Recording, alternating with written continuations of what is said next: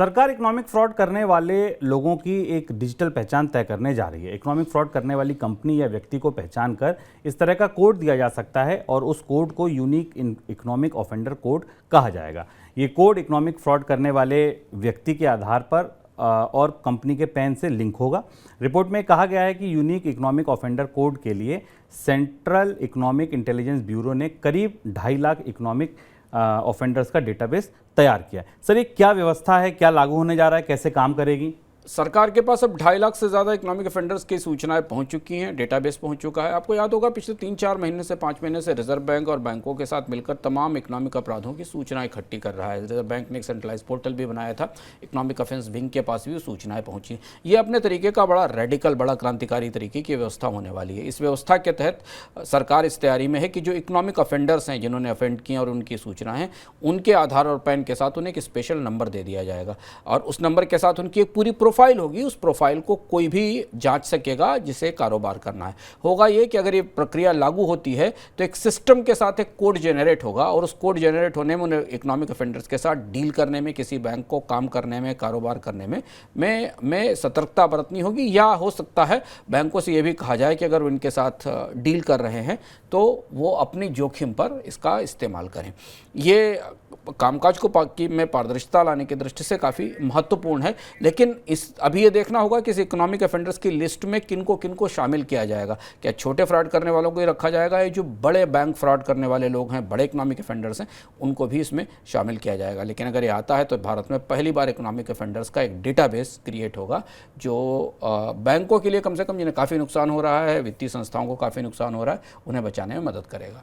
Sir, क्यों कर रही है सरकार ऐसा? इससे फायदा क्या होगा? सरकार की 2 कोशिश है। पहली चीज तो ये कि बैंकों के पास इतना सब होने के बाद भी सूचनाओं का आदान प्रदान ठीक नहीं है। इकोनॉमिक ऑफेंडर्स के अपना नाम बदल देते हैं, अपनी पहचान बदल देते हैं। एक खाते में एक बैंक के साथ कोई ट्रांजैक्शन करते हैं, दूसरे बैंक को कोई पता नहीं होता है कि इन्होंने कहां पर किस तरीके का फ्रॉड किया। वो डेटाबेस का एक सेंट्रलाइज सिस्टम नहीं है। हर बैंक के पास शिकायतें हैं, हर बैंक के पास इकोनॉमिक फ्रॉडस्टर्स की जानकारी है। अब एक सेंट्रलाइज डेटाबेस के बाद कम से कम बैंक इस व्यवस्था से जाएंगे कि उन्हें अगर उस आधार और पैन के साथ कोई स्पेशल कोड या नंबर जुड़ा हुआ है, कोई पहचान जुड़ी हुई है, तो उन्हें पता रहेगा कि ये व्यक्ति कैसा है और उसके साथ वित्तीय कारोबार कैसे किया जाए।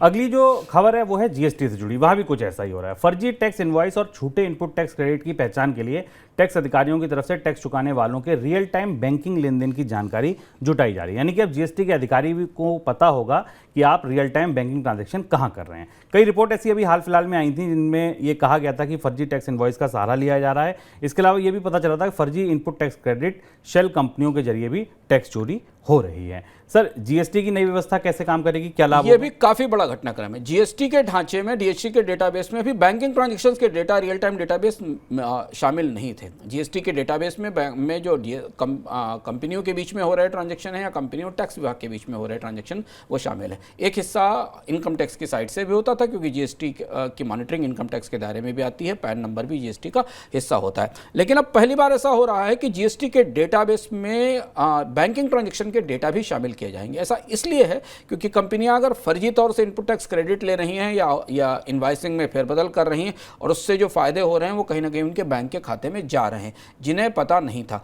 अभी तक हमें ध्यान रखना है कि अभी तक इनकम टैक्स को तो बैंक खातों की जानकारी होती थी, क्योंकि इनकम टैक्स में आपको बैंक खाते डिक्लेयर करने पड़ते थे जहां से आप ट्रांजैक्शन कर रहे हैं। पर जीएसटी को बैंक खातों में, जीएसटी की अथॉरिटीज़ को बैंक खातों में एक्सेस मिलना काफ़ी बड़ा बदलाव है। और जीएसटी ने पिछले 2-3 महीनों में अपने सतर्कता अभियान में काफ़ी सख्ती की है और बहुत तरह से अपने डेटाबेस के जरिए इसकी जानकारी एकत्र की है कि कहाँ फ्रॉड हो रहे हैं। ये जानकारी भी जीएसटी के डेटाबेस से निकली और इसलिए अब आपके बैंक खाते में अगर आप कारोबारी हैं तो आपके बैंक खाते पर भी जीएसटी की नज़र होगी।